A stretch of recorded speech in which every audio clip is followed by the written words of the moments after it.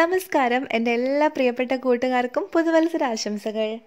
ഇന്നൊരു നൊസ്റ്റാൾജിയ ഉണർത്തുന്ന ഒരു കേക്കുമായിട്ടാണ് ഞാനിവിടെ വന്നിരിക്കുന്നത്. നല്ല കട്ടിയുള്ള റോയൽ ഐസിങ് എങ്ങനെയാണ് ചെയ്തെടുക്കുന്നത് നമുക്ക് നോക്കാം. നമ്മുടെ വീട്ടിലുള്ള അവൈലബിൾ ആയിട്ടുള്ള ഇൻഗ്രീഡിയൻസ് കൊണ്ട് തന്നെ നല്ല എളുപ്പത്തിൽ തന്നെ നമുക്ക് ആ പഞ്ചസാര നല്ല കട്ടിയുള്ള ആ ഒരു ഐസിങ് നമുക്ക് വീട്ടിലുണ്ടാക്കിയെടുക്കാം. അതിന് വേണ്ടിയിട്ട് ഞാനിവിടെ ഒരു പാത്രം എടുത്ത് വെച്ചു. അതിലേക്ക് ഒരു മുട്ടയുടെ വെള്ളയും 1 ടീസ്പൂൺ നാരങ്ങാനീരും കൂടിയും ചേർത്തിട്ട് നന്നായിട്ട് മിക്സ് ചെയ്തെടുക്കാം. മുട്ടയുടെ വെള്ളയ്ക്കും നാരങ്ങാനീരിനും തണുപ്പൊട്ടും പാടില്ല, റൂം ടെമ്പറേച്ചർ ഉള്ളതായിരിക്കണം.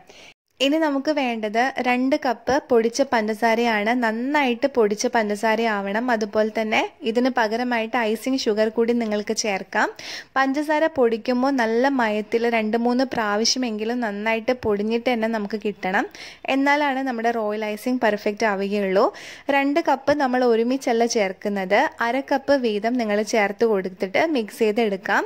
ഏകദേശം ഒരു കപ്പ് ആകുമ്പോഴത്തേക്കും നമ്മുടെ ഐസിങ്ങിൻ്റെ ആ ഒരു കൺസിസ്റ്റൻസി നല്ല ടൈറ്റ് ആയിരിക്കും. അപ്പോൾ അതിന് വേണ്ടിയിട്ട് നമ്മളൊന്ന് ലൂസാക്കാൻ വേണ്ടിയിട്ട് നമുക്ക് 1 ടീസ്പൂൺ വീതം നമുക്ക് ചേർത്ത് കൊടുക്കാം. അപ്പോൾ ഞാനിപ്പോൾ ഏകദേശം 3 മുതൽ 4 ടീസ്പൂൺ വരെ ചേർത്ത് കൊടുത്തിട്ട് ഞാൻ ഏകദേശം ഇത് ഞാൻ മിക്സ് ആക്കിയിട്ടാണ് എടുക്കുന്നത്. ഇത് ഞാൻ 3ാമത്തെ ടീസ്പൂണാണ് ചേർത്തിട്ടുള്ളത്. മൊത്തം നമ്മൾക്ക് 2 ടേബിൾ സ്പൂണാണ് നമുക്ക് വേണ്ടത് ഈ ഒരു കറക്റ്റ് കൺസിസ്റ്റൻസി കിട്ടാൻ വേണ്ടിയിട്ട്.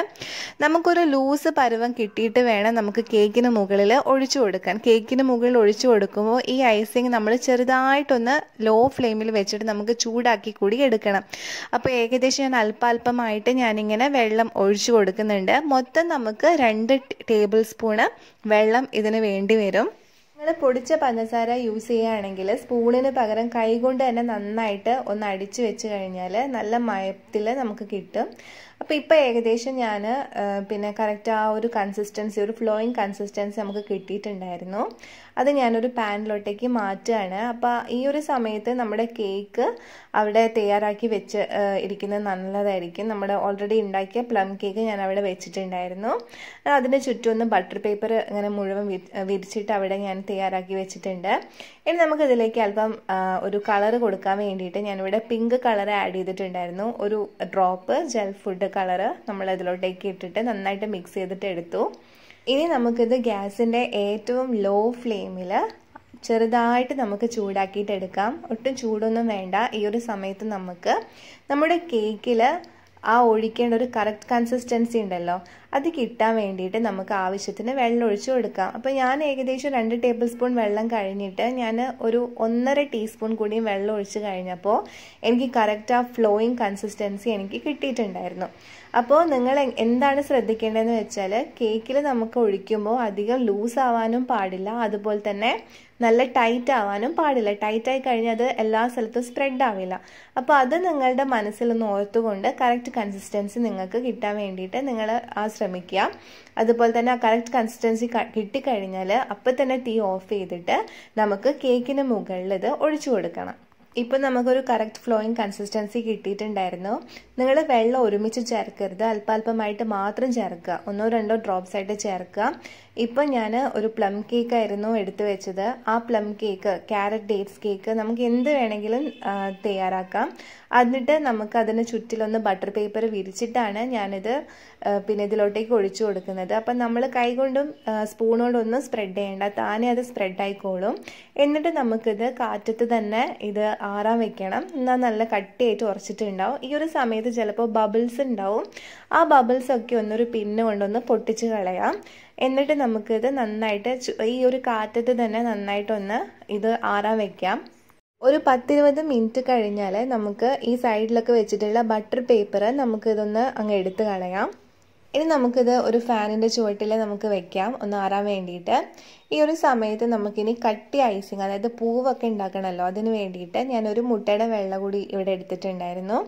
ഇത് നന്നായിട്ട് ഇങ്ങനെ പതഞ്ഞ് പൊന്തുന്ന വരെ നന്നായിട്ട് ബീറ്റ് ചെയ്തിട്ട് എടുത്തിട്ടുണ്ടായിരുന്നു.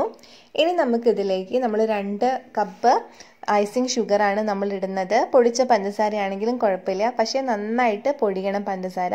ഇതും 2 കപ്പ് 1/2 കപ്പ് വീതമായിട്ട് അല്പമായിട്ട് നമുക്ക് ഇട്ട് കൊടുത്തിട്ട് നമുക്ക് ബീറ്റ് ചെയ്തിട്ട് എടുക്കാം. 1 കപ്പ് പഞ്ചസാരപ്പൊടി ഇടുമ്പോഴേക്കും നമ്മുടെ ക്രീം ടൈറ്റ് ആയിട്ടുണ്ടാവും. ഈ ഒരു സമയത്ത് 1 ടീസ്പൂൺ നാരങ്ങ നീര് ചേർക്കുക. അതുപോലെ തന്നെ നമുക്ക് 1-2 ടീസ്പൂൺ വെള്ളം അല്പാൽപമായിട്ട് ചേർത്തിട്ട് കറക്റ്റ് ആ ക്രീമിൻ്റെ പരുവം ആവുന്നത് വരെ നമുക്കൊന്ന് ബീറ്റ് ചെയ്തിട്ട് എടുക്കാം. നമ്മൾ മുഴുവൻ പഞ്ചസാര ഇട്ട് കഴിഞ്ഞ് നല്ല അടിപൊളി ക്രീമായിട്ട് വന്നിട്ടുണ്ട്. ഈ ഒരു സമയത്ത് ഈ ബൗൾ നമ്മൾ നനഞ്ഞ തുണി കൊണ്ടൊന്ന് മൂടി വെക്കണം, അല്ലെങ്കിൽ കുറച്ച് കഴിഞ്ഞപ്പോൾ ഇത് ഹാർഡായി പോവും. അപ്പോൾ കാറ്റ് കടക്കാത്ത രീതിയിൽ നനഞ്ഞ തുണി കൊണ്ട് ചേർക്കാം. അതിൽ നിന്നും അല്പാൽപമായിട്ട് എടുത്തിട്ട് നമുക്ക് ഇഷ്ടപ്പെട്ട രീതിയിൽ ഐസിങ് ചെയ്തെടുക്കാം. ഇനി നമുക്ക് ഇത് അല്പാൽപമായിട്ട് എടുത്തിട്ടാണ് ഐസിങ് ചെയ്തെടുക്കുന്നത്. ഐസിങ് ചെയ്യുമ്പോൾ ആ നനഞ്ഞ തുണി കൊണ്ട് ഓരോന്ന് മൂടി വെച്ച് കഴിഞ്ഞാൽ അത് പെട്ടെന്ന് ഉറക്കില്ല. അപ്പോൾ അതിന് വേണ്ടിയിട്ടാണ്. എന്നിട്ട് നമുക്കിതൊന്ന് പൈപ്പിംഗ് ബാഗിലാക്കിയിട്ട് നിങ്ങൾക്ക് ഇഷ്ടമുള്ള രീതിയിൽ നിങ്ങൾക്ക് കളർ ചെയ്തെടുക്കാം. അപ്പം ഞാനൊരു ബോർഡറും അതുപോലെ തന്നെ മുകളിലൊക്കെ ഒരു ലൈറ്റ് ബ്ലാക്ക് കളറായിരുന്നു കൊടുത്തിട്ടുള്ളത്. എന്നിട്ട് നമുക്കിത് അലങ്കരിച്ചെടുക്കാം. അതുപോലെ റോസ് പൂവിന് ബ്ലൂവും റെഡ് കളറും കൂടി ഒന്ന് മിക്സ് ചെയ്തിട്ടായിരുന്നു നല്ല ഡാർക്കായിട്ടുള്ള ആ ഒരു കളർ നമുക്ക് കിട്ടിയത്. എന്നിട്ട് അങ്ങനെ ഞാൻ അലങ്കരിച്ചു. അതിന് മുകളിൽ ഒരു ഗോൾഡൻ ബോളൊക്കെ ചേർത്തു, ഒരു പച്ച കളർ കൊടുത്തിട്ട് ലീവ്സ് ചെയ്തു. അപ്പം അങ്ങനെയാണ് ഈ ഒരു റെസിപ്പി. അപ്പം നിങ്ങൾ എല്ലാവരും വീട്ടിലിത് ട്രൈ ചെയ്യുക. പഴയകാല കേക്ക് ഓർമ്മകളിൽ നിങ്ങളും പോവുക. അപ്പം എല്ലാവരും വീട്ടിൽ ട്രൈ ചെയ്തിട്ട് അഭിപ്രായം പറയണം. വീഡിയോ കണ്ട എല്ലാ പ്രേക്ഷകർക്കും ഒത്തിരി നന്ദി അറിയിച്ചു കൊള്ളുന്നു. വീഡിയോ ഇഷ്ടപ്പെട്ടിട്ടുണ്ടെങ്കിൽ തീർച്ചയായിട്ടും ലൈക്ക് ചെയ്യാനും സബ്സ്ക്രൈബ് ചെയ്യാനും മറക്കരുതേ. Thank you so much.